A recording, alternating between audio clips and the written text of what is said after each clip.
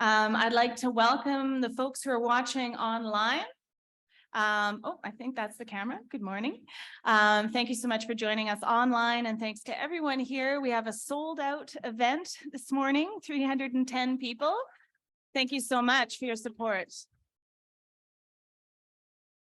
We are gathered here in person on Treaty 1 territory, the original lands of the Anishinaabe, Cree, Ojibwe, Dakota, and Dene people, and the homeland of the Métis Nation.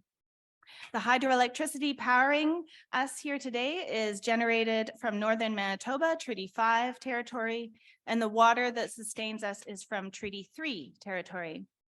The Canadian Centre for Policy Alternatives Manitoba works in solidarity with Indigenous people to advance truth and reconciliation and social justice alongside our Indigenous allies. As I mentioned earlier, my name is Molly McCracken. I'm the Manitoba Director at the Canadian Centre for Policy Alternatives and your host this morning. I'd like to give a thank you to the staff of the Fairmont Hotel from UFCW, Local 832. Thank you so much for the beautiful breakfast, and give our compliments to the chef.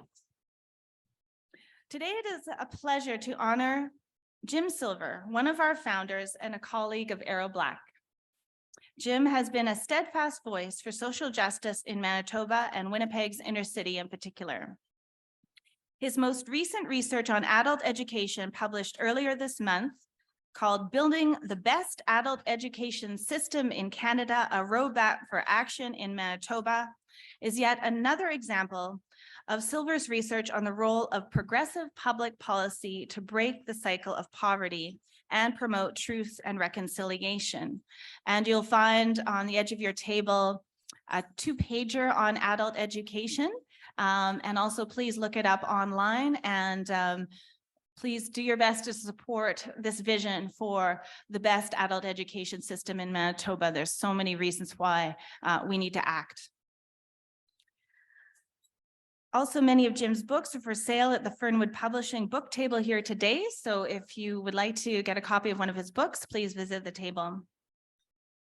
We are honored that Armine Yalnizyan is here with us this morning as the keynote speaker. Welcome to Winnipeg, Armine. Yeah, there she is.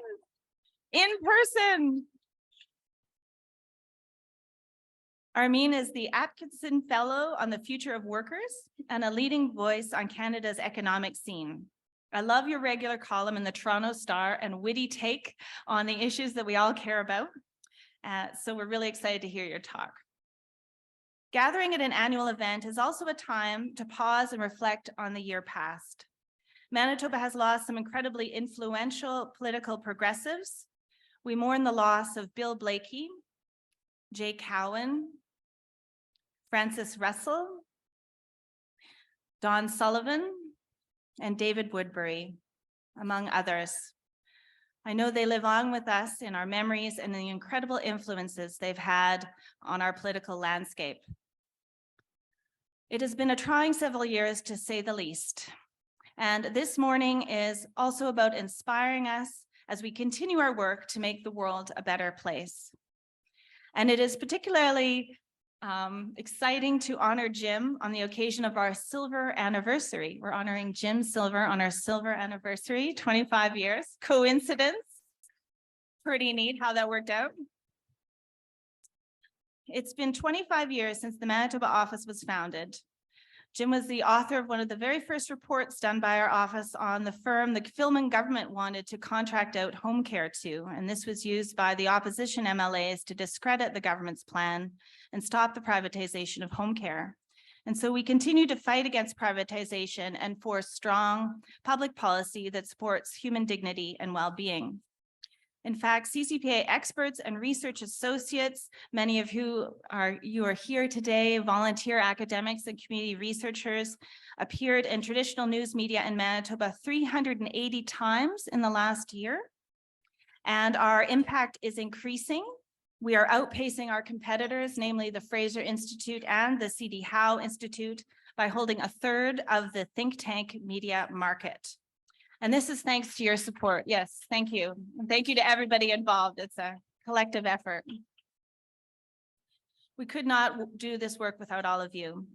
A big thank you to our table sponsors, those groups and unions who supported tables, and the folks who came. Thank you so much for your sponsorship. There's a complete list in your program at your tables.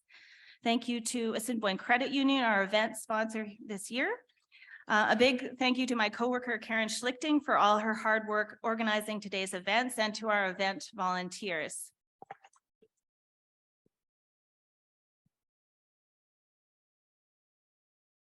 I'd like to take a moment to recognize the elected officials in the room here today. We have City Councillors Ross Eady and Sherry Rollins. Congratulations on your re-election. It's great to have you back at City Council. Provincially, Wab Canoe, the leader of the official opposition, is here. Can you wave? And we also have our MLAs from the official opposition. I'll read your names. Nello Altamar, Uzoma Asagwara, Tom Lindsay, Malaya Marcelino, Lisa Naylor, Jamie Moses, Adrian Sala, Mintu Sandhu, Mark Wasalu, and Matt Weeb.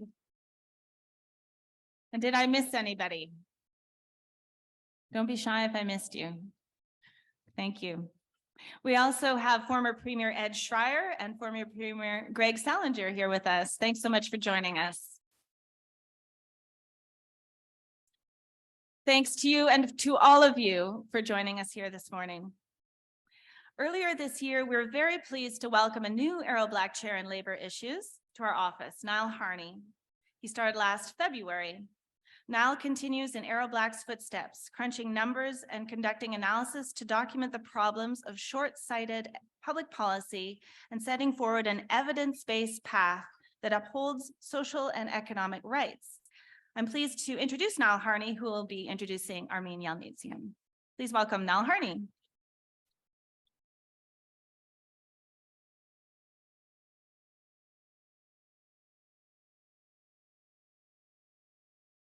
Thanks, Molly, for the introduction, and thanks to so many of you for making it out this morning.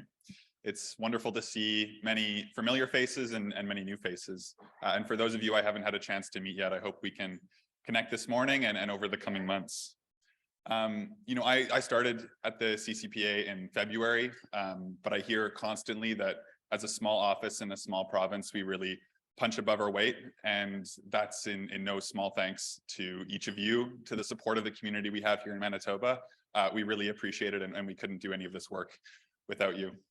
And I also just want to briefly say it's very exciting that we get to honor Jim Silver this morning. Jim and I are of different generations, but when I started to get involved in political organizing in university, I was surrounded by Jim's current students and former students. His impact is felt through generations and over 40 years of teaching and writing, and we rely on his work almost every day in our office. So it's really an honor to have him celebrated this morning.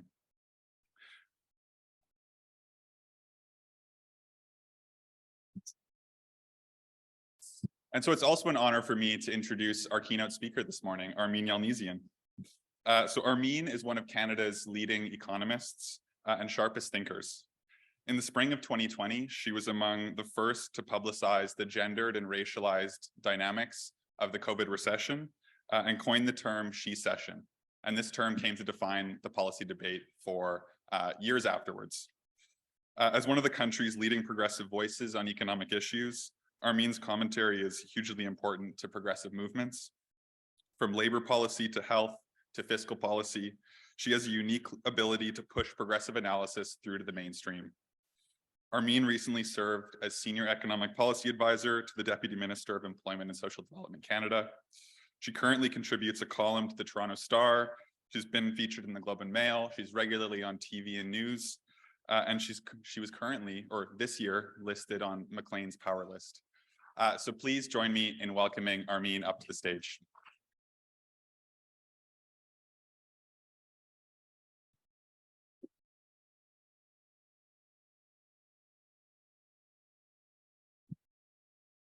Hey, everybody. Happy 25 years of rocking it. Who would have thought we would be doing this 25 years after CCPA Manitoba was founded? Who would have thought that this small group would be so clearly punching above its weight?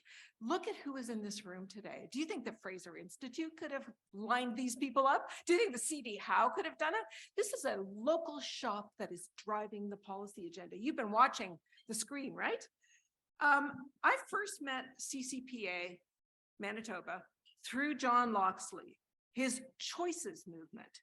And it was a project that in the 1990s, when we were starting to deal with Canada's defining role on the global stage fiscally, of introducing austerity as the way to deal with deficits, Canada was the first to do it.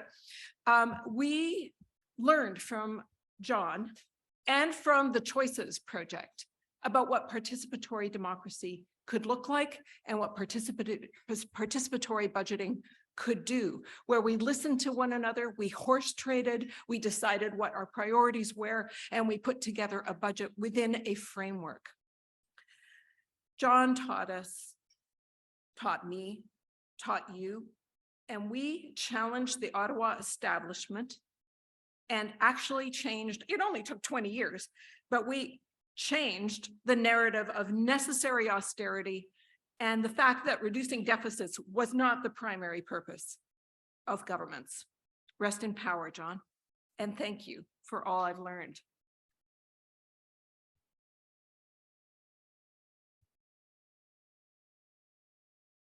John wasn't the only one that had a lot to teach me. Over the years, I've learned so much from all of you, and I know I'm going to continue to learn from Jim Silver's remarkable work done in this town for anyone interested in maximizing the potential of all of our neighbors.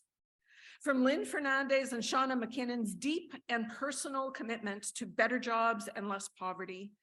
From Pete and Ian Hudson's hilarious and intellectual guidance to the ups and downs of research work, Fletcher Berger's thoughtful and thought-provoking views of the world of finance, from Molly McCracken and Karen Schichting's inclusive leadership styles and unflinching focus on what we need to do next.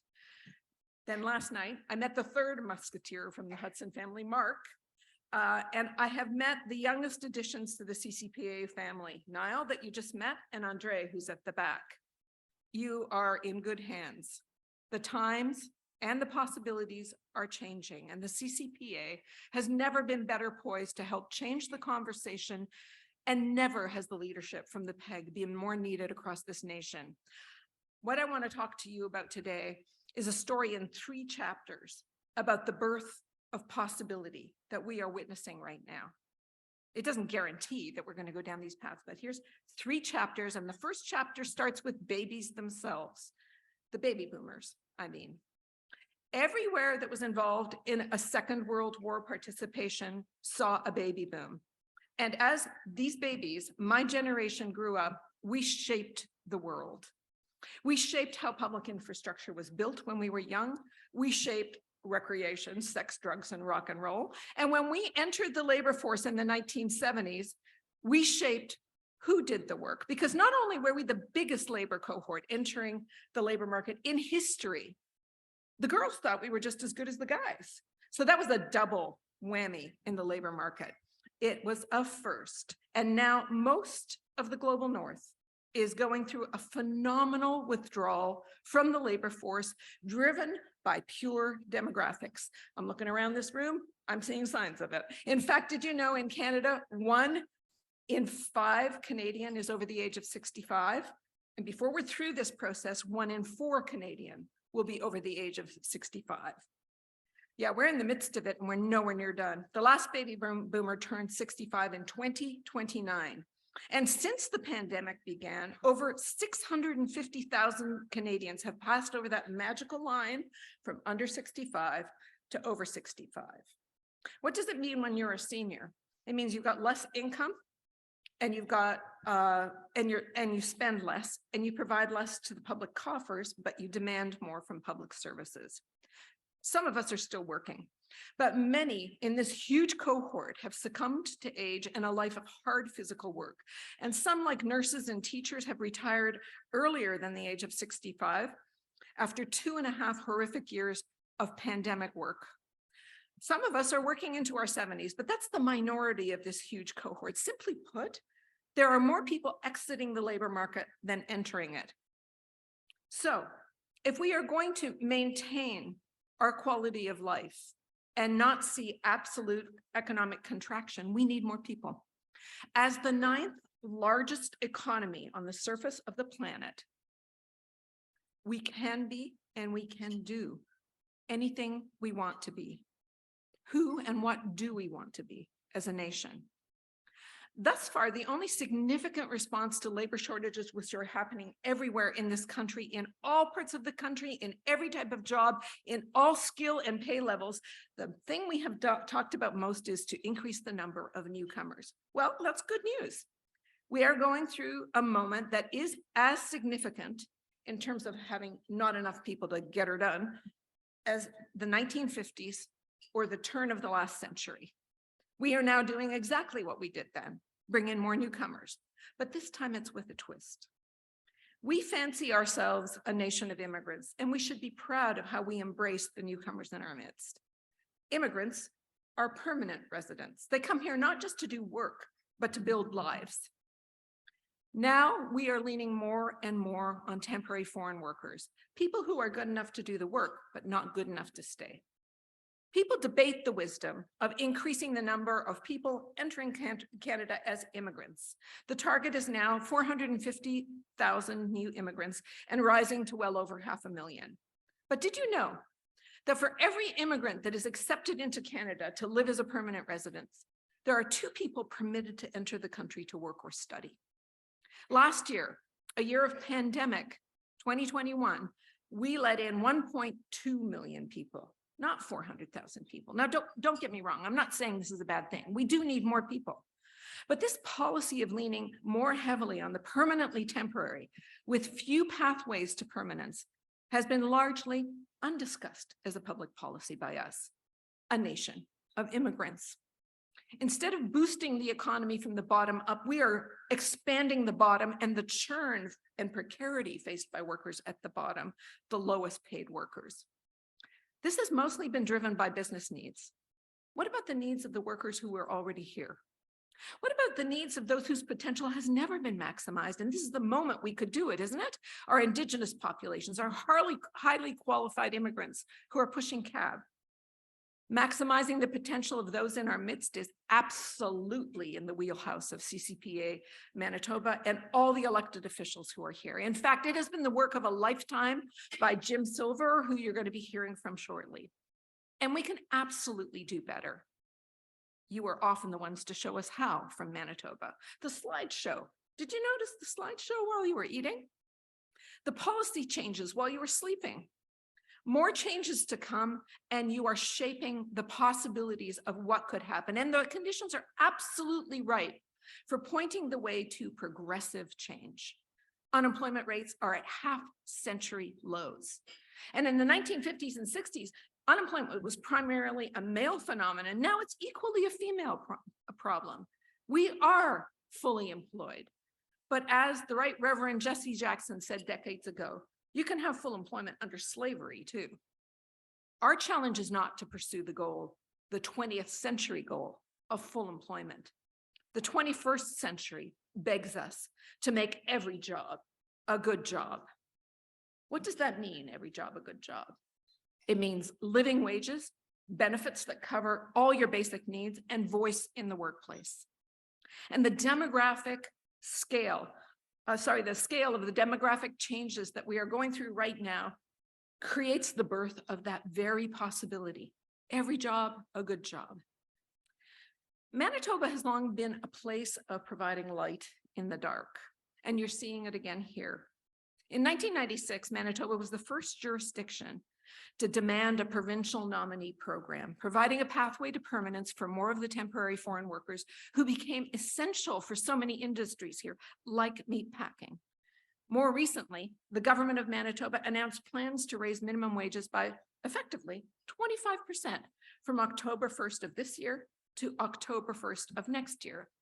Increases in the minimum wage from $11.95 just a few weeks ago to $15 next year would have been conceptually unacceptable, impossible to imagine, had there not been a progressive and community-based campaign since 2014 in this country to fight for 15. But guess what? In August, CCPA Manitoba just put out a report saying the living wage in Winnipeg is $18.34. In Thompson, it's $16.25. In Brandon, it's $15.66. Nowhere in this province in the next year when a $15 minimum wage is going to be the reality, as impressive an increase as that is, nowhere will it be enough to keep a minimum wage worker working full-time and full year out of poverty. What are we confining people to do? Working full-time, full year, and still having to turn to food banks, still scrambling for an affordable place to live, still trying to find care for their kids.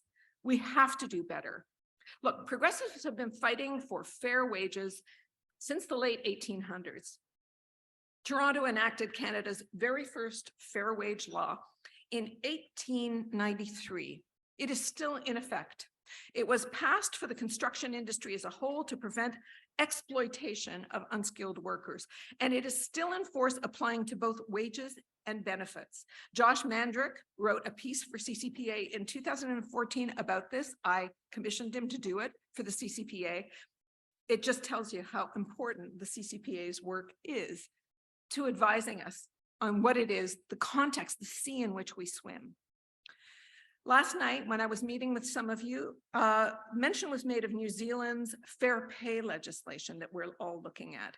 It just received third reading 2 days ago. It permits 10% of a workforce to organize a sectoral bargaining strategy, to talk with employers in that sector to set a wage floor and negotiate minimum working conditions. This is in line with other nations who don't even have a minimum wage, but what they have is collectively bargained wage floors in every industrial sector. And this is what I mean. This is part of what I mean. By every job, a good job. Living wages, benefits that keep you whole and acknowledge you are a human first, not a worker first. That means making sure your body and mind are healthy. You need dental care, you need pharma care, you need vision care, you need mental health care, and you need rehabilitation when you fall ill or are injured. The best benefits in life are portable benefits. They are not tied to an individual employer, though if you're going to be an employer that offers those things, you go for it. But we also need more time in addition to benefits. And maybe this is the most interesting moment in our history of labor shortages. We need more time to care for ourselves and for our closest loved ones. So where the heck is that paid sick leave? How can it be after 2.5 years of pandemic? We still don't have 10 paid sick days, which we understood was necessary to quarantine ourselves so we could contain the contagion. How could it be that we go through a global pandemic without offering people paid sick leave as a right of being a worker in this province and everywhere? How can it be that as we say we don't have enough skilled workers, we do not offer paid training leave so that people can build up the skills we desperately need? How can it be that we are not talking about portable pensions so that you can stop when your body is broken? Time off is so important because in the 9th largest economy in the world, we here in Canada should be working to live, not living to work. This is an era of widespread shortages. Ironically, one of the best things you can do to attract and retain a workforce is give people more choice over how much they work, not only during the work week, but over the course of their life. Because there's all of us need times when sometimes you have to step away from paid work to deal with the work of life. So we are looking for, but the response is actually when you raise these things is nobody wants to work anymore, right? I don't know if any of you are on Twitter, but Paul Ferry, who is a scholar at University of Calgary, recently tweeted a viral tweet viral thread on a short history of nobody wants to work anymore. He literally pulled stuff out of printed newspapers, little screenshots of them with the phrase, nobody wants to work anymore. And it goes right back to the 1870s. We see this version of nobody wants to work anymore every time you get a really tight labor crunch. And that's what we are in right now. And guess what? Every metric that Statistics Canada has shows us we couldn't be working more. As I said, unemployment rates at 50-year lows, vacancy rates at unrecorded highs. We are seeing the participation rate, which is what share of a population group is actually working or looking for work, unprecedented highs for all groups except for men. And over time, it's men that have been moving further back from the labor force. But since the pandemic, everybody's participation and employment rate has gone up. We are looking at a sea change in what is happening, and that means a sea change in political clout. After 40 years of chasing capital to grow the economy, nations everywhere are looking at another 10 or 20 years of chasing people to put that capital to work. Workers' bargaining power is shifting and mighty fast. That means unions will have more power to negotiate better collective agreements. And what do I mean by that? Worker power? I mean collective agreements, which means deals that both sides can live with. This is the very definition of freedom of association. This is the very definition of free speech, and it's the very definition of listening to one another to get to yes. But often, unions don't even listen to their own members, and members are voting for conservatives. Often governments don't listen to the people whose lives their policies are impacting. Did you know that since the 1500s, there was a Latin expression that said, no decisions about us without us? This has been adopted by the disabled community in the 1990s here in North America, and it is effectively the clarion call of all First Nations now. We should be leaning very hard into no decisions about us without us. We should be convening tables, bringing more people to the table, talking to all political parties, all players, to see where there is a Venn diagram of yes for making the world better, particularly for boosting the economy and society from the bottom up. We need to discover the yes in how we move forward together so we can do it quickly. We may not all be in the same boat, but we are certainly all going through the same storm together. Some people aren't even on board, they're drowning. That includes the planet, which brings me to chapter 2 of this story. The potential for the birth of right relations is happening right now. The Manitoba labor force is underutilizing its most precious resource, babies. Babies of First Nations peoples, babies of newcomers. And let me tell you a story of how change happens when you treasure the babies. It starts in New Zealand in the early 1970s. I'm working and living there as a 20-something-year-old, and the Maori population, which is their indigenous population, are treated like third-class citizens, worse than garbage. In 2017, I was invited to come back to New Zealand to address the New Zealand Congress of Trade Unions with an address about the future of work and the future for workers. When I got there, Jacinda Ardern had just been elected Prime Minister.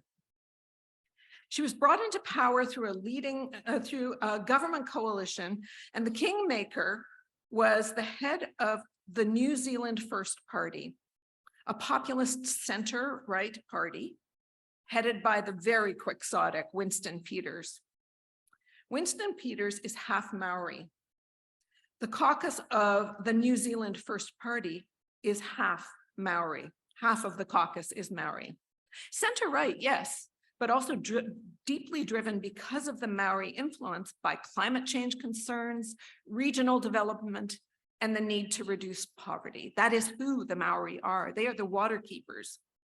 And in the 40 years between my two visits, the Maori have changed the culture of New Zealand because of their values and principles. I had the honor of attending a lot of government meetings and union meetings after I got there. I listened to a lot of radio and I read a lot of newspapers. I learned that non-Maori parents would, in a heartbeat, enroll their children in Maori language schools because the quality of education was so much richer so much more value-driven, and so steeped in right relations with one another, with the planet, and with the Creator. Meetings everywhere I went, whether it was government or union meetings, or even meetings with business, were infused with music, breaks, and a form of prayer. Newspaper items were peppered casually with the need to protect and develop the planet and each other. People interspersed Maori words with English like it was the most natural thing. Radio was full of half Maori. It was almost like a pidgin English. It took decades. But the process reminded me of what it means to me to provide land acknowledgements for us now, which is probably the most performative thing that us whites do. My home is on the banks of the Ottawa River. It is unceded Anishinaabe Algonquin Nation land. We are all passing through, and I'm reminded of how much things are changeable and things are constant when you live on the edge of a river. Our time here is a blink in the eye of time. How are we moving through this life? And what are we doing with our time here? This brings me to chapter 3 in the birth of possibilities at this time. The pandemic opened our eyes to what is essential. It made the invisible visible. What happened next was the very opposite, and it shows how it is still possible to snatch defeat from the jaws of victory. Because in this time since the pandemic hit, we have also seen the explosion of populism growing into a major political force during the pandemic. Where do progressives go next? Last night, I sat at a dinner table with some of you in this room, and we talked about what it means to be progressive now in 2022. Some of the people at the table didn't identify with the word progressive. They rather saw themselves as being left, socialist, feminist, environmentalist. They didn't opt for the word progressive, but that is the divide. We are mostly, I'm in the progressive community, talking about how the capacity we all create together gets nurtured and how it gets divvied up. We are talking about how we are preparing the foundation for the future. We are talking about how we care for the planet, how we provide care for one another, how we provide the physical and social infrastructure that all of us rely on, not just progressives. And we are talking more than the other side on how we are going to nurture the most precious asset we have right now. And that asset is people. It's not just about class. The class totally drives what concerns us.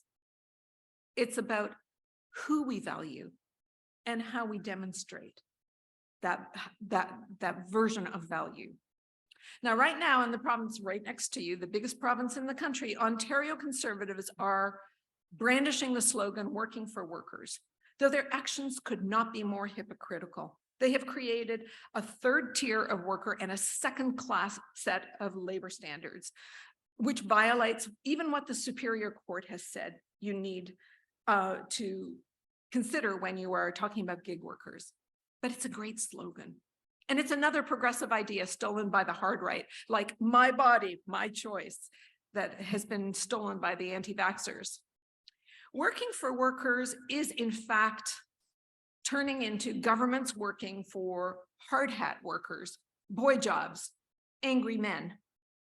It is never about the workers in the care economy that kept us alive and that keep us alive, about the girls, the women, the people doing the unpaid work, the people doing the paid work. And in this part of the economy that is so female dominated, health and social assistance plus education put together accounts for more than 12% of GDP. That is bigger than any other sector in the economy except for finance and real estate. And who wants an economy driven by finance and real estate? And it accounts for 22% of all jobs in the economy. And that is unrivaled by any other sector. We're talking about food, we're talking about mining, we're talking about auto, we're talking about wheat, we're talking about all these other things. The thing that drives our economy is the care economy, and women do it, both paid and unpaid. They go to work so you can go to work. It doesn't happen by magic. The growing fiction we are feeling is not just amongst political parties on how to navigate forward. It's happening at the kitchen table. It is happening in the House of Labor, where workers will vote and identify with hard right options like low taxes and a hate on for public sector workers who are seen as elites. The irony of the moment for us progressives is that we are all a bit libertarian now. What is the actual message of progressives? Historically, it is always about less inequality. It is about a profound belief in the advantages of pursuing equality. For many people in this country, that comes from a spiritual grounding, from a belief in the social gospel and in Protestantism that all are created equally in the eyes of God, and we need to treat each other equally in our own eyes. Translating this into neoliberal talk is the phrase, no one is the boss of me. Yeah, I am equal, and no one is the boss of me. Neoliberals put themselves at the center of the universe. That makes it very hard to see others, and it makes it even more difficult to see the whole chessboard. But for progressives, our equality pursuit is often too strictly about, you have too much, and you need to give more of it up. And we say that to people, you need to give more of it up to people who are not like you. Look, how do you think that plays out in the heads of people who we're not already saying that, right? It's actually quite off-putting. So am I preaching the middle ground? Not at all. It sometimes seems like what I am talking about is, let us find a place where the progressive conservatives meet with conservative progressives and we can find common cause. No, that isn't what I'm talking about, though that's a strategy. We are standing at a crossroads in history. Old narratives are being flipped. More market, less government, at a time when populations are aging and requiring more government. At a time when climate crisis demands government action, markets can't fix that. We are going from a period where we have been awash in labor surpluses to a period that we are drowning in labor shortages.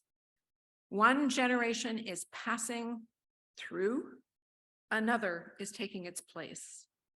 And going forward, we need to find right relations with one another, right relations with the planet, and right relations with the forces that are bigger than us. It's hard to see what to do and how to do it amidst so much turmoil and so much darkness, but maybe because it is Sunday morning, the North Star I have often turned to has been Micah chapter 6, verse 8. I can't believe I'm doing this. Seek, and what after the prophet has been talking about all these terrible calamities and how should people be responding. This is thousands of years ago, 3,000 years ago. This is Old Testament stuff where people were being threatened with annihilation. A whole people were being threatened with annihilation. And the Old Testament response to that is make sacrifices. And Micah says, what do you think God wants you to do? This is what God has told you to do. Seek justice, love kindness, and walk humbly with your Creator. For me, the next 25 years is as promising for CCPA Manitoba as the past 25 years. I mean, who would have thought we got to the 25-year mark? It's amazing. But the next 25 years is also going to be people like me moving right through life. People like Jim moving right through life. There's a whole new guard that's coming on. And CCPA Manitoba is going to be showboated by people like Niall, like people by Andre, people that are taking over the positions, and you need to help them and listen to them. Not only help them and listen to them in terms of the progressive research we need, but you need to support them. Help them become the convening table in Manitoba for seeking economic and social justice, for being kind with one another, for being humble in the form of at least listening to one another, to be able to discern the path forward. Look, we're in this for a short time, maybe a good time, maybe not, but as Martin Luther King, the King, said, the arc of the moral universe is long, but it bends towards justice. So let's use the short time we have passing through to bend that arc as fast as we can. Thank you.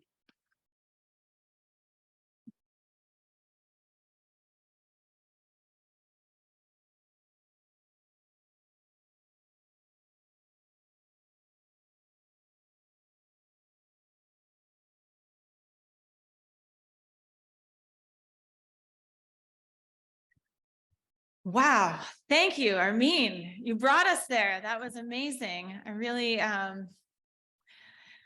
yeah, you gave us so much to think about and so much to inspire us. And yes, we did have dinner with Armine, and we went to the places of where is the world going. And I think a lot of us are very concerned.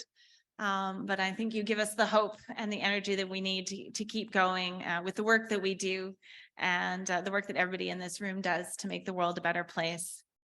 So thank you so much for that talk. That was really powerful. One more round of applause, please, for Armine Yalnizyan.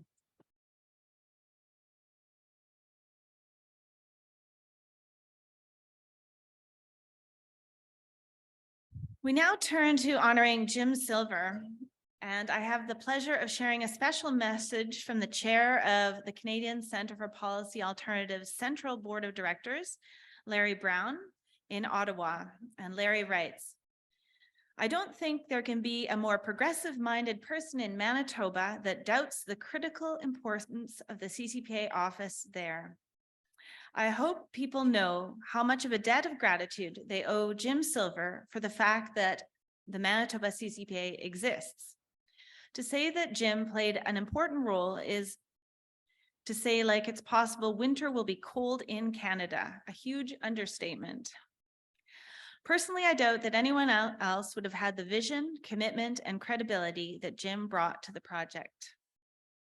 Not only was Jim crucial to the creation and development of the Manitoba office, he was a steady and always reliable voice for over 20 years, I might add, on the national councils of the Canadian Centre for Policy Alternatives. The interests of the Manitoba office always came first, but Jim was wise enough to see that a well-functioning national CCPA was critical to Manitoba's success. And Jim didn't just guide the CCPA office, he was involved in absolutely groundbreaking CCPA research around inner city and especially racially based inner city poverty. That research was groundbreaking because it brought issues to the forefront and also because it was participatory research, where the people and issues being studied were part of the process and not passive subjects in the study.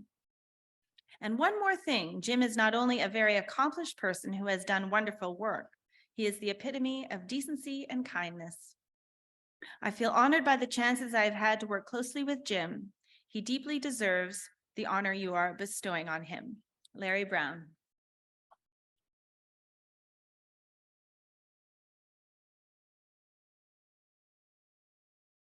Many of us in this room will have stories of how Jim has influenced our lives. And I've known Jim for over 20 years. And when I started with the CCPA in 2013, Jim became an important informal mentor to me. His morning phone calls to share what he's working on and to ask what CCPA Manitoba is doing on this or that issue helped guide my work. And he did say to me, Molly, feel free to say no to my ideas. I won't be offended.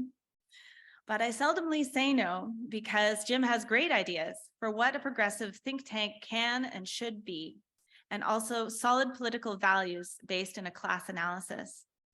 And this is something that Jim's taught me, that our work at the Canadian Centre for Policy Alternatives is fought at the level of ideas, what is just, what is right, and as Jim would say, what ought to be done.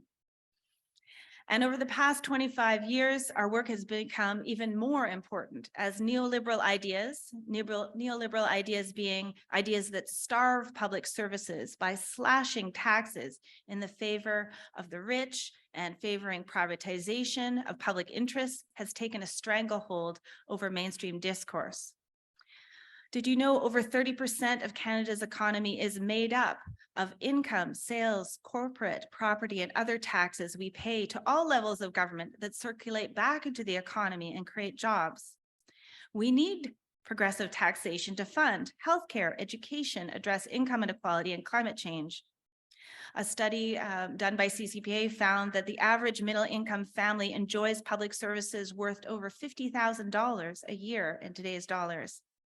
Taxes fight income inequality by redistributing money. And people are willing to pay more in progressive taxes. We did a poll with the Social Planning Council of Winnipeg, who's here today, with Probe that found that a majority of Winnipeggers would pay more to address poverty and homelessness.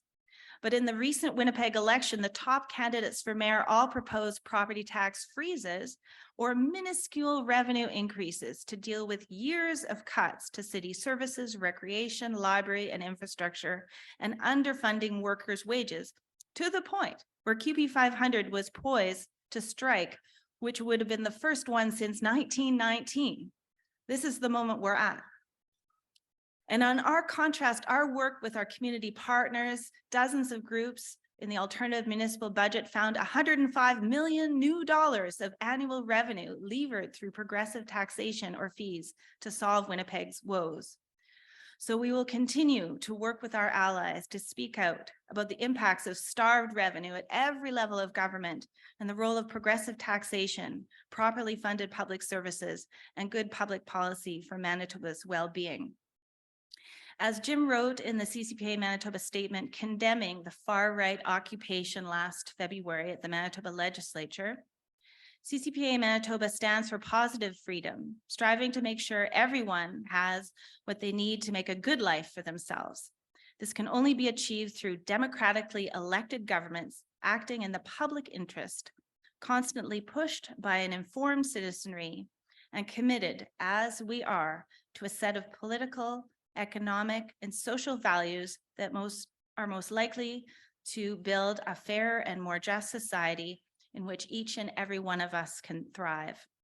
So Jim, thank you for all you do and for all you've given us in the past and now in the future. We are grateful for your contributions, for your support and your friendship. Thank you.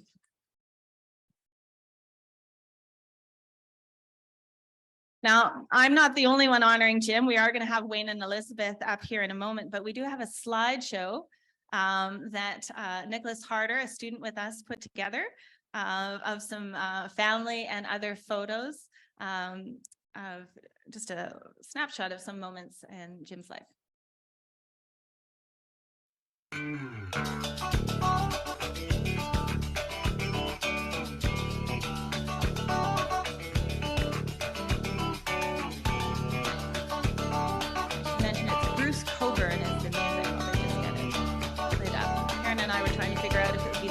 Of Bruce Coburn.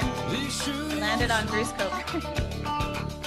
I walk some strange streets. Strangers still to come. Sometimes the prayers of strangers.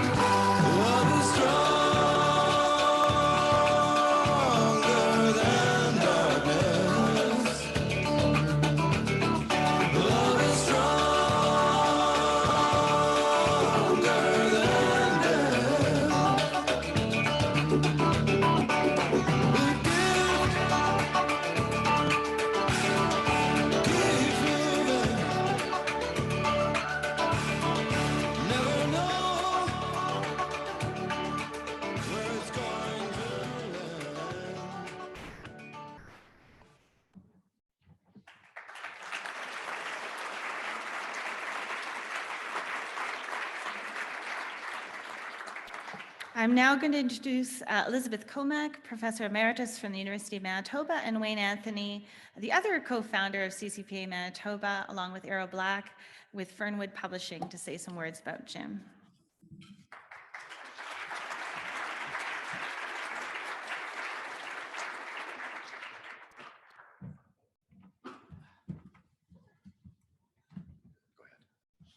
Good morning, everyone. We're so pleased to be introducing Jim Silver as an Errol Black Chair honoree.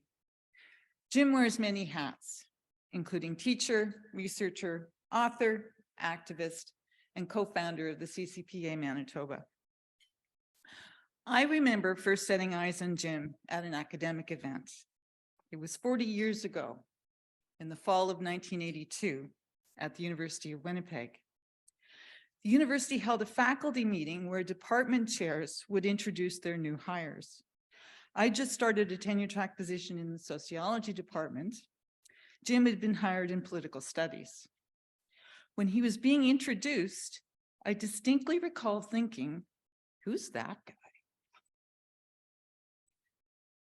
And I don't know why, but I still have that memory. Who's that guy? Little did I know at the time, though, that we go on to develop such a long-lasting friendship and academic collaboration. Jim is not your typical academic. He wasn't interested in doing the conference circuit, networking with other academics and building a rep in academic circles. Instead, he put his energies to work in ways that mattered to him. Teaching was one of those ways. Jim's work in the classroom has been formally recognized with teaching awards. More significant, though, are the hundreds and likely thousands of students that he's reached over the years. And Niall talked about that, right? That apparently there's other generations besides us, Jim, who are coming up, right? So many of his students have taken the lessons he taught and put them to work in their own lives and community involvements. Making learning matter and making sure that everyone had access to learning has been one of his key passions. Jim put that passion to work in setting up the Department of Urban and Inner City Studies at the University of Winnipeg. He was also actively involved in the Merchants Corner project, which has made education more accessible for North End residents with its classrooms, student housing units, and community meeting place. Significantly, Jim was also involved in the redevelopment of Lord Selkirk Park, which included the establishment of an adult learning center and a daycare. Researching and writing about issues that matter is another one of Jim's passions, whether it be building a better world through trade unions, finding solutions that work to solve complex poverty, promoting good places to live for everyone, or ensuring that people have access to literacy and adult education programs. Jim's attention to addressing issues that matter has a long reach. His attention to the importance of doing research that matters is reflected in his involvement in the Manitoba Research Alliance. The MRA is a broad coalition of academics, students, and community partners engaged in research exploring possibilities for transformative change to address poverty and inequality in Indigenous and inner city communities. The Alliance has been in operation for some 2 decades now. We're still trying to figure out that transformative change part, but Jim has played a key role in all that. In addition to his contributions to constructing SSHRC research grant applications, which are a challenge to say the least, Jim led the housing stream of the MRA for many years and was actively involved in doing research. I've worked with Jim on several research projects, but the one that stands out is the project that 4 of us, Jim, myself, Larry Morissette, and Laurie Dean did, involving Indigenous street gangs in Winnipeg. We worked together for 3 years, meeting regularly with street gang members and with women who were associated with the gangs and elders to explore the impacts that colonialism was having on inner city kids. We wrote a book called Indians Wear Red, based on that research. Working with Jim on that book was a highlight of my career. Anyone who has collaborated with Jim knows full well how much energy the guy brings to the work. Running to catch up was what it felt like as that book was coming together. But Jim's not like many other academics who tend to treat their own words as sacred texts that are not to be messed with. He was always open to critiques of his analysis or suggestions for ways to say things better. Indians Wear Red won a Manitoba Book Award in 2014. And that was such a great night at the West End Cultural Center.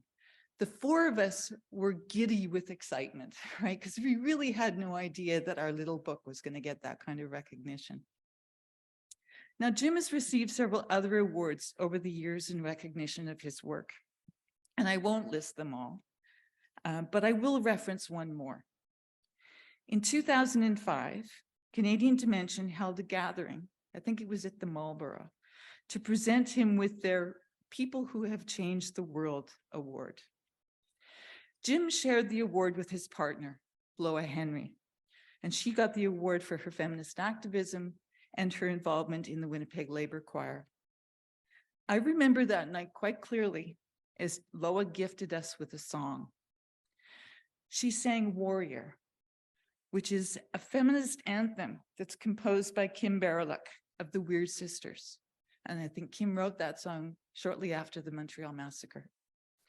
If you don't know the song, I encourage you to check it out on the internet. It will give you a sense of how powerful Loa's rendition was that night. It was quite something. Over to you, Wayne. Thanks. We were supposed to keep this as short as possible, but it's a little hard. There's lots to talk about. I don't remember exactly when and where I first met Jim, but I've known him for now almost 40 years. And mainly through our social justice involvements and with working as his publisher. I first got to know Jim on a project that he had a strong hand in organizing, the Socialist Education Center that ran from 1983 to 1990.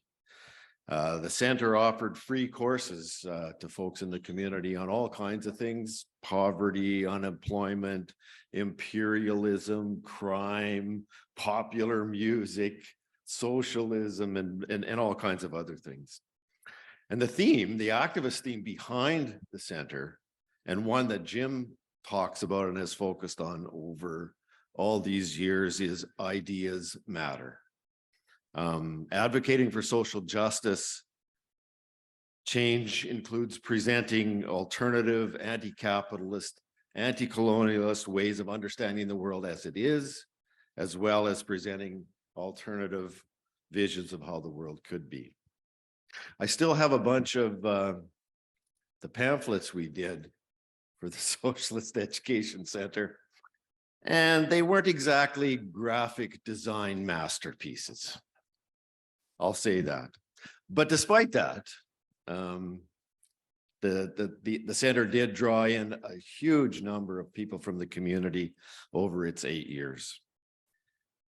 In the 1990s, Jim was a founding member of the social justice advocacy group Choices. He co-chaired it from 92 to 95. He played a critical role in Choices, building bridges between academia, labor, and the community groups.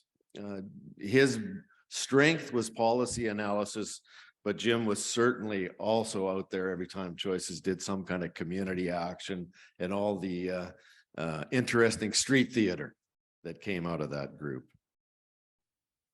From 92 to 96, Jim was a key part of a group that came partly through Choices called Thin Ice. Our goal in Thin Ice was to educate Winnipeggers about the huge public cost of keeping the NHL's Jets in the city. The owner of the Jets at the time threatened to move the team out of the city if the city and the province didn't build a new arena, at the time slated for the Forks.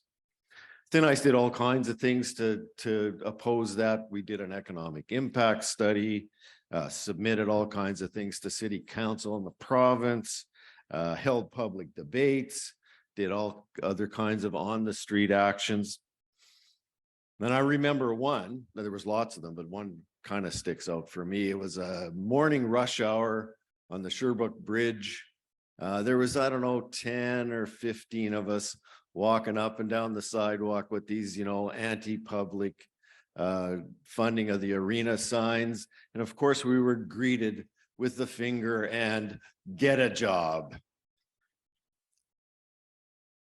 Another vivid memory for me during those years is the many, many, many meetings we had at Jim and Loa's house.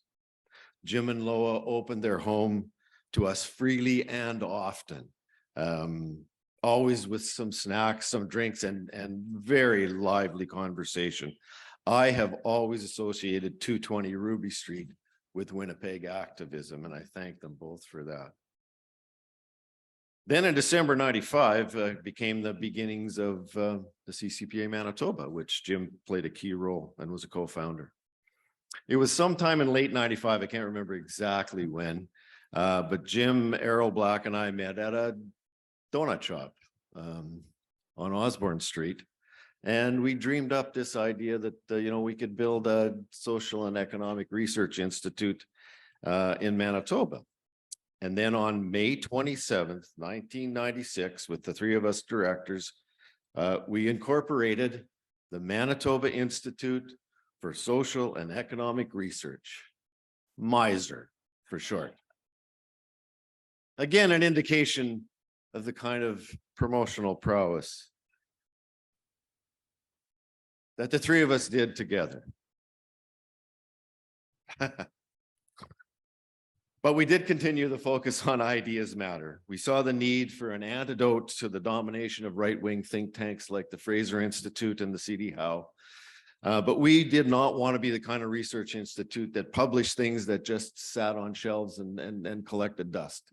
We wanted to be politically engaged, and we wanted our research to make a difference.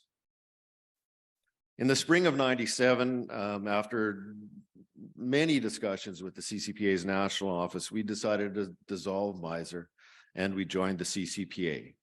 And the CCPA Manitoba became official in November of 1997. The first two reports released by the CCPA set the tone, I think, for this 25 years. One was by Evelyn Shapiro showing the perils of privatizing home care in Manitoba, and the other was by Jim. And it was about the Olston Corporation, the company that had been awarded by the Tories a contract to do 10% of home care in Manitoba as privatized. Olston was a US company that Jim exposed as having a long history of corruption and treating their workers horribly. We released those two papers at a news conference at noon in December of 97, and then walked them over to the legislature and the House because the House was in session. And that afternoon, the Tory Minister of Health announced the termination of the experiment in home care privatization. 25 years later, Jim is still a key part of CCPA Manitoba, of course, sitting on the steering committee, the national board, engaging in all kinds of fundraising all the time, writing innumerable reports, op-eds, and fast facts, as well as hosting our annual meeting at his cottage in Sandy Hook. Jim is also instrumental in developing the Errol Black Chair and labor issues to honor Errol Black, and central in the 4 SSHRC grants awarded to the Manitoba Research Alliance. And I think it's really noteworthy and a testament to Jim and the others that the CCPA Manitoba is one of the very, very few non-university organizations that host such grants.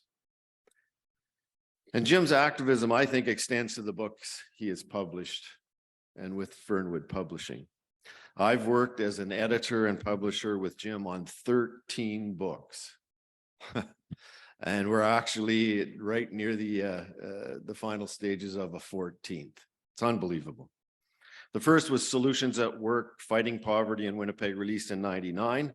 And it set the tone, I think, for all of Jim's books. Always about social injustice, always about practical solutions to meet people's needs, as well as long-term structural changes. Jim's loyalty, for me anyways, to Fernwood Publishing exemplifies his politics. With his academic record, Jim could have gone to any big name in publishing, a big university press or one of the multinationals, But he didn't. He stuck it out with an independent local publisher that shares his social justice values. And for me, working with Jim on all those books has been always a positive experience. I not only learned so much from his political insights, but also his collaborative nature. Jim is the kind of author that makes being a publisher really easy. So in closing, Jim Silver brings a down-to-earth, egalitarian perspective to all that he does.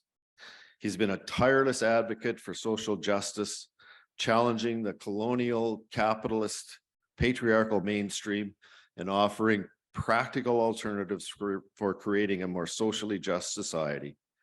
Jim believes in and practices social change that engages with people. The late John Loxley perhaps said it best in his afterword to Jim's book called Thin Ice, where he said, "We all owe Jim Silver an enormous debt of gratitude for his insights, activism, and commitment." So everyone, please join me and us in welcoming Jim.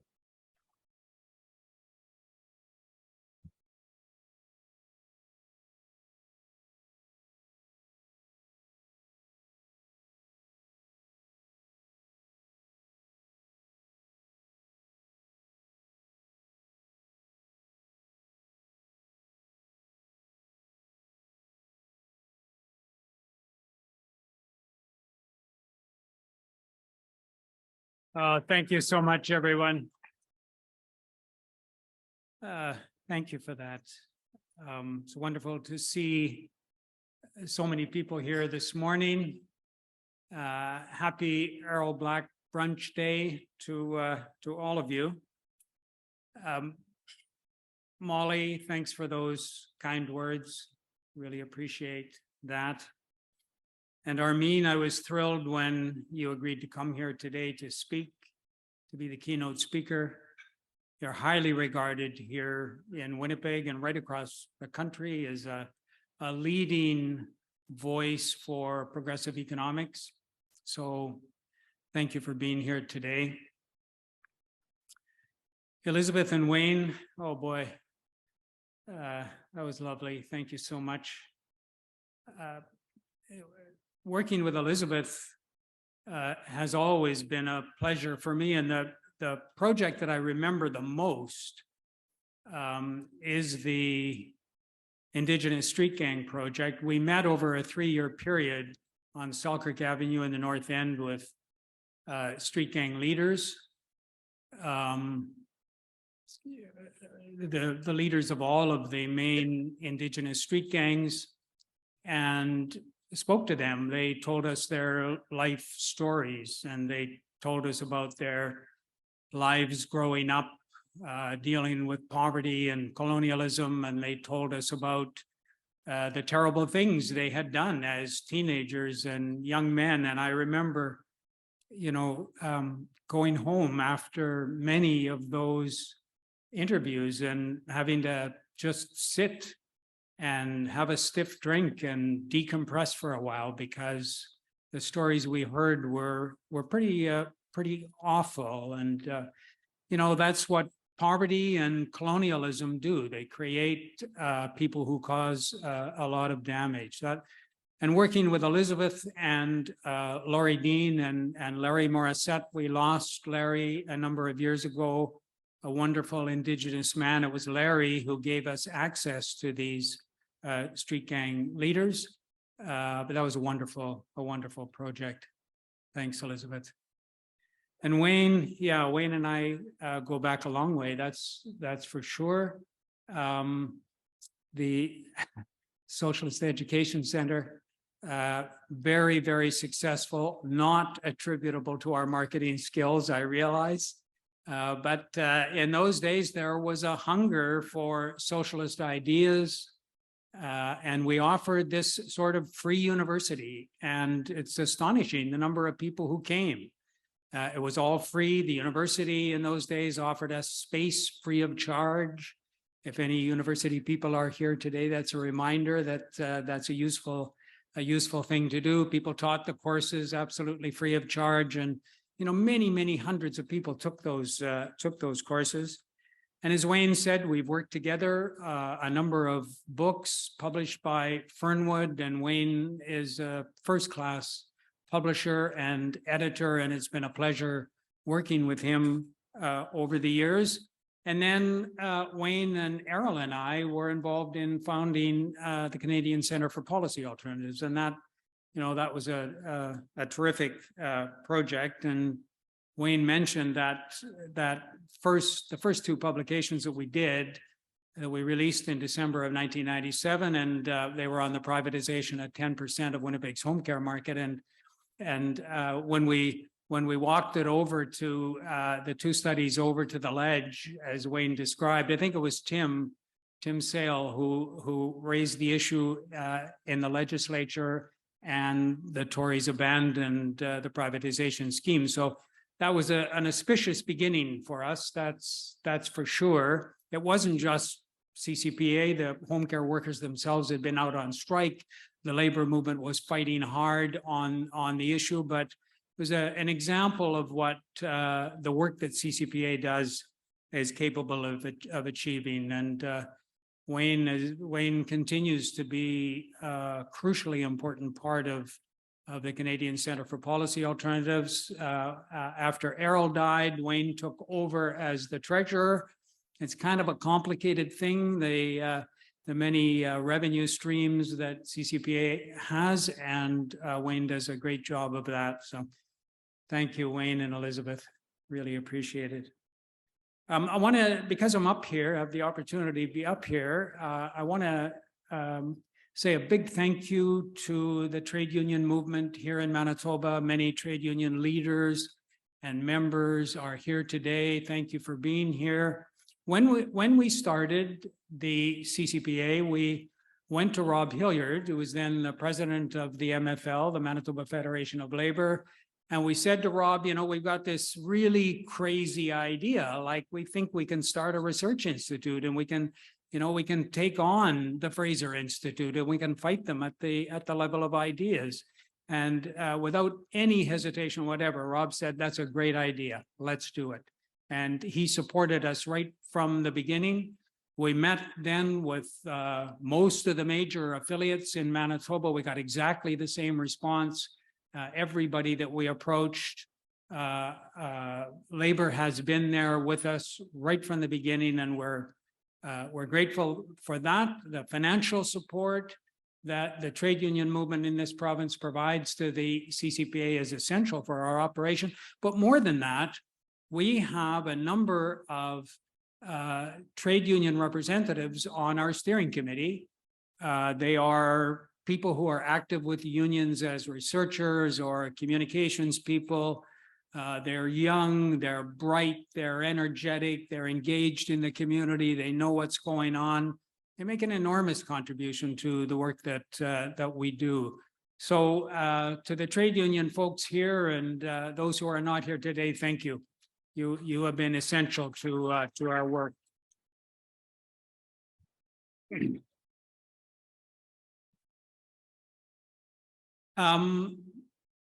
Many of my family are here today, family and close friends, and so I want to thank you guys.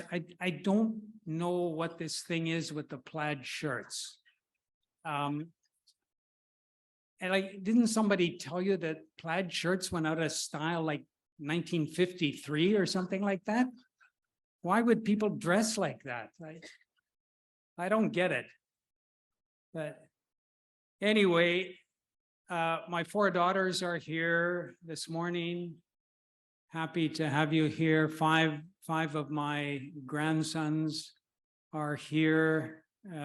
For some of you, it's a little bit early on a Sunday morning, I realize, so I particularly appreciate your being here.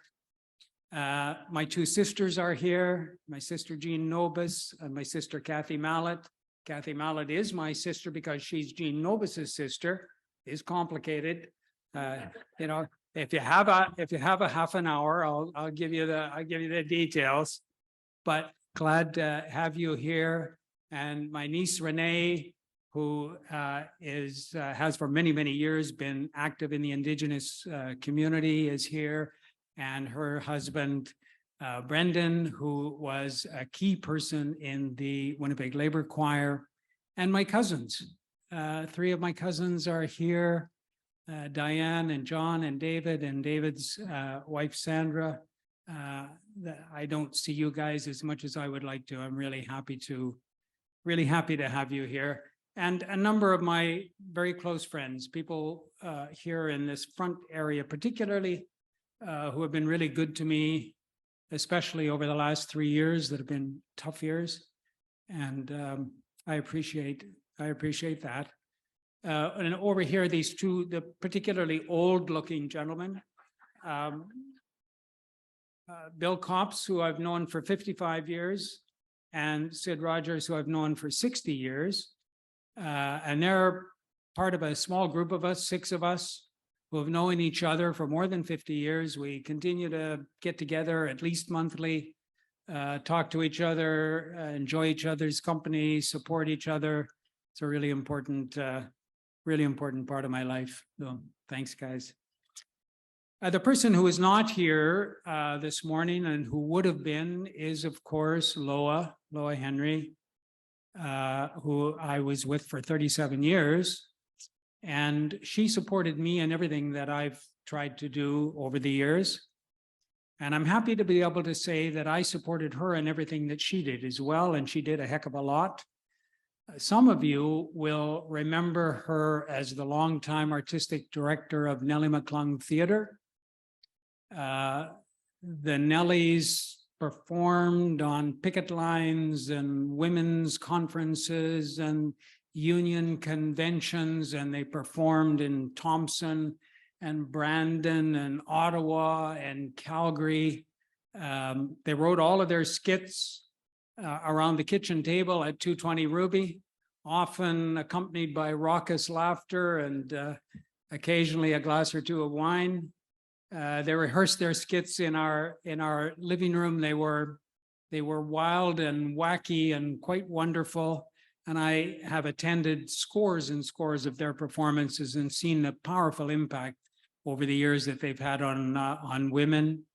And Loa was absolutely the leader of that fearless little group.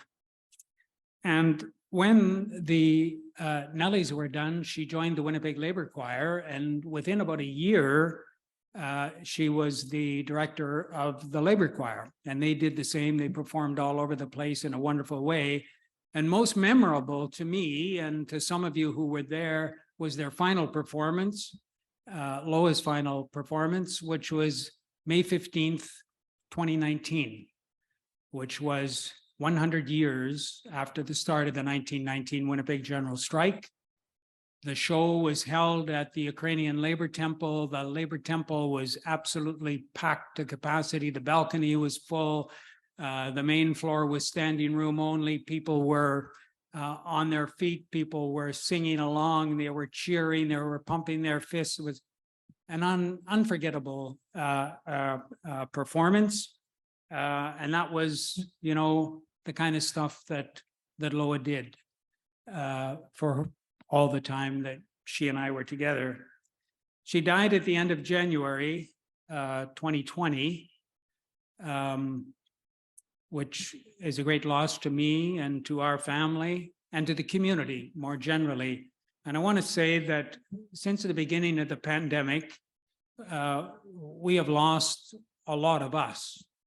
A lot of those of us who are part of the left community in Winnipeg. I won't list the names. Molly mentioned some of them. There are more of us who have been lost. And that's tragic at an individual level, but collectively for all of us as well. I just wanted to make mention of that. But the struggle goes on. And I just want to make a couple of brief comments about that struggle, about the political landscape today. A year from now, when you are here for the 2023 Errol Black Brunch, it is likely, I think, that we will have a new provincial government. Not certain.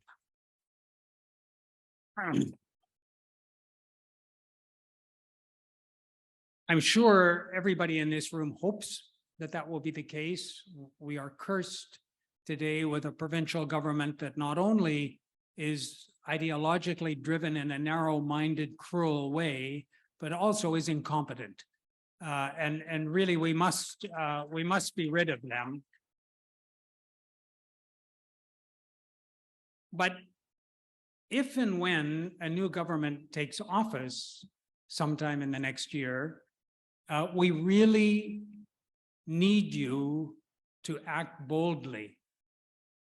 The world is facing enormous problems. Manitoba is facing enormous problems. You cannot govern simply for the purpose of being reelected. You must govern in such a way as to make some changes. One area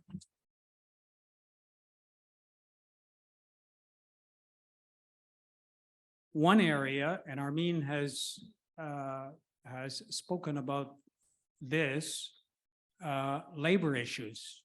You must move on labor issues. You must make Manitoba the most labor-friendly province in the country, and you can do that now. There's public support for that now, I believe. I think the pandemic has shown us how important so-called ordinary workers are. We can't get by without people who are grocery clerks and truck drivers and working in warehouses.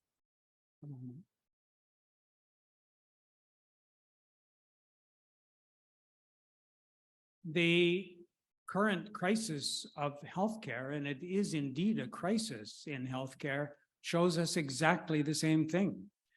We cannot get by without nurses and healthcare aides and doctors and all the highly skilled medical technicians whose services we need. And there will be public support for bold action on labor-related things. And when you are elected, this is the time to act, and we will be pushing you on labor-related issues.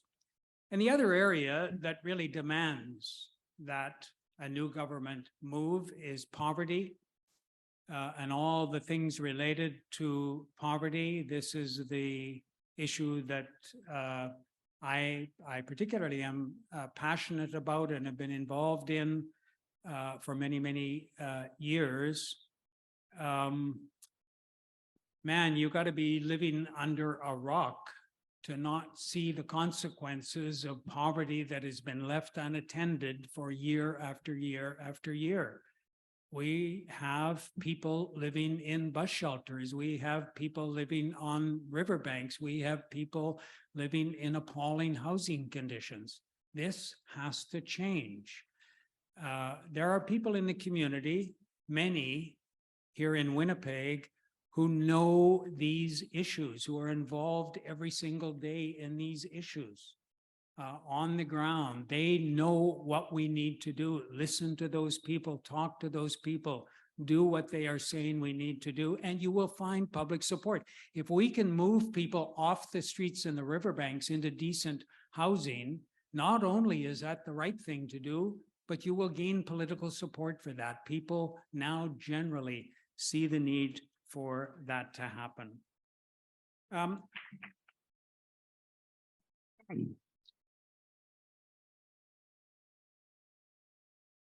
final comment. I'm very honored for this award, and particularly because it's in the name of Errol Black. Errol and I were friends for many years. And, you know, for years we would, at least a couple of times a week, we'd be on the phone talking to each other, what's going on, what's the state of the world, debating this issue or that issue.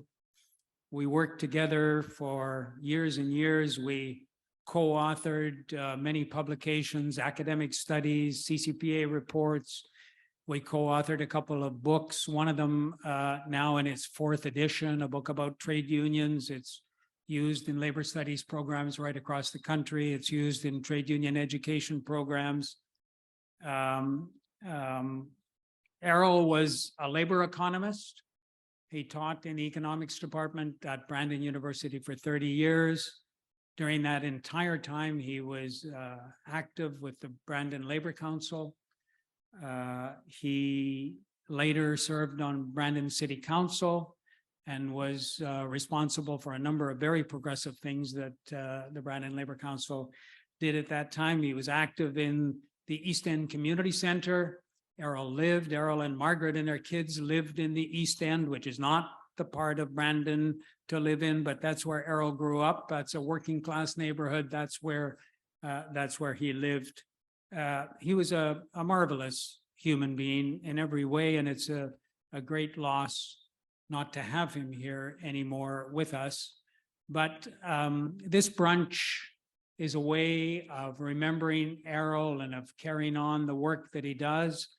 The Errol Black Chair, the inaugural chair, was Lynn Fernandez, who I'm sure many of you in this room know because of the wonderful work she did as the Errol Black Chair. Now we have Niall Harney taking over as the new Errol Black Chair, and he's going to be wonderful. We can see that. We can see that already. So thank you again to all those of you who are here. Thanks to those of you, I don't know where the camera is, but those of you who are watching on Zoom, particularly if you're watching from the St. Boniface Hospital, thanks for joining us. And yeah, thank you, everyone.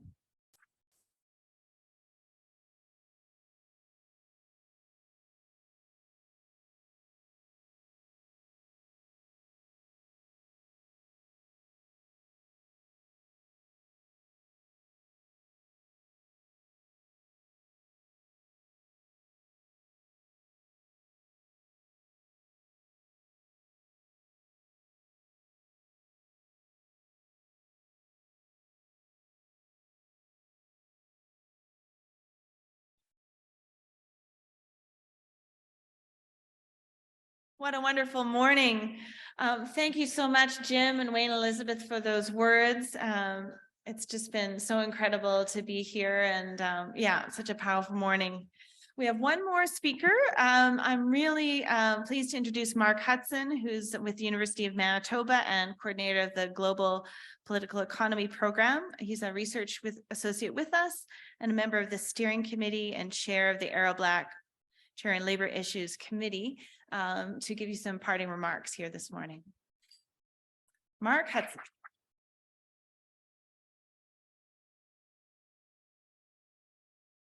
All right, folks, I know it's been an amazing morning, but I know also some of you are probably sitting in your seats and you have to go to the bathroom and it's 12:15, you're getting a little jittery. I'm jittery, I have to go to the bathroom, so I can be dancing around up here a little bit. So this is the part of the program, you know, remember, some of you are old enough to have remembered when we had PBS on television. And there was always kind of that moment where you just enjoyed like an episode of Masterpiece Theater or whatever, and you're soaking it all in. And then some schmuck comes on to tell you everything that is required to keep Masterpiece Theater going. So I'm the schmuck today. And in fact, this is supposed to be, thank you. It's nice to be applauded for being a schmuck. This is supposed to be Nathan Martindale, who's the chair of the CCPA steering committee. He couldn't make it this morning. So not only, I'm not actually the schmuck, I'm the stand-in for the schmuck. It's worse and worse. So with all that, I will try to keep this brief so you can get on with this beautiful Sunday. Lots of cause out there in the world for despair and pessimism. I don't have to remind folks in this room, I'm sure, and Jim talked about many of the issues that face us going forward. But CCPA Manitoba has actually been a very good news story. 25 years ago, the CCPA had very little presence in Manitoba, not much profile in the media, no local office or staff. Public policy debates at that time were a lot less balanced than they are now. And it's taken a lot of work by a lot of remarkable people throughout the years. And today we have about 800 supporters in Manitoba. Our Manitoba office staff now is 4. We have 38 volunteer academics and community research associates. They all work with us, and we are regularly in the newspapers and on the radio. Last month, Niall Harney gave a keynote talk at the CUPE Manitoba convention. Some of you probably heard that, on the cost of living, and he was also speaking to Manitoba teachers on alternative budgeting. Andre Forrest co-led a workshop with our partner, the Manitoba Research Alliance, at the Canadian Community Economic Development's Gathering. And I think I saw Michael Barkman, who's a part of that, in the crowd today. And our director, Molly McCracken, was all over mainstream media last month, calling out the provincial government for their failure to help working Manitoba families deal with inflation. So we're talking to live audiences and through the media all over this province, and we publish an extraordinary amount of original and very much needed research. This is research that shows not only that another better world is possible, but that world is viable now, that it can be built in this world with political and economic innovations that are available to government right now. And CCPA research shows that we can take a lot better care of one another as we build that better world. People dealing with old age, poverty, unemployment, illness, disability, so many of the challenges that are a basic reality of so many Manitobans' lives. Our research shows that answers to the pressing social problems that we face are best developed from the ground up, working with our partners in the labor community and throughout Winnipeg and Manitoba. And it focuses where very few other organizations do on the policy questions that press actually most heavily on working class Manitobans. You have all watched us and helped us do this over the last quarter century. And I invite you to just imagine how so many core public policy debates, the essential conversations we've had over the last quarter century, would have unfolded in the province had our office not been there. We have, with you behind us, really moved the political dial in this province. So first of all, let me thank you for just marking this occasion with us and for being with us over this last 25 years. It will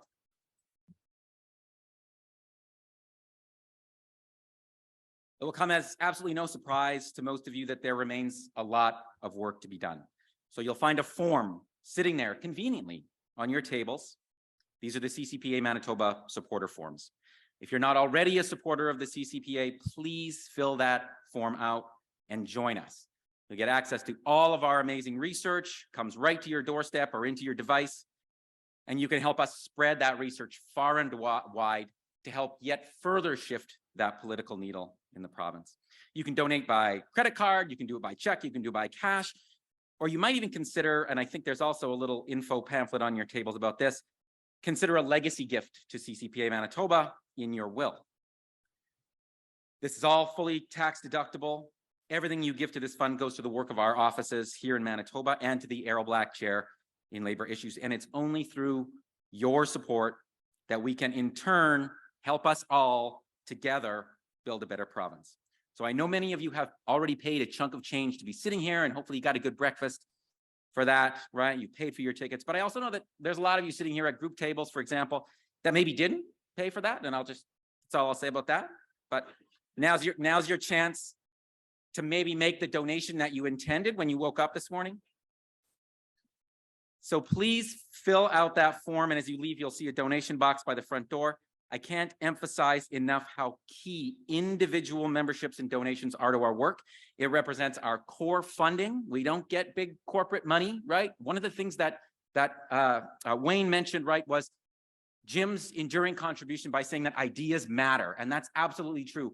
But ideas, this is something the right wing has known for a long time, they have a lot more punch when they have resources and money behind them, right? Ideas need to be motivated, and they take resources to motivate, and that's where you folks all come in.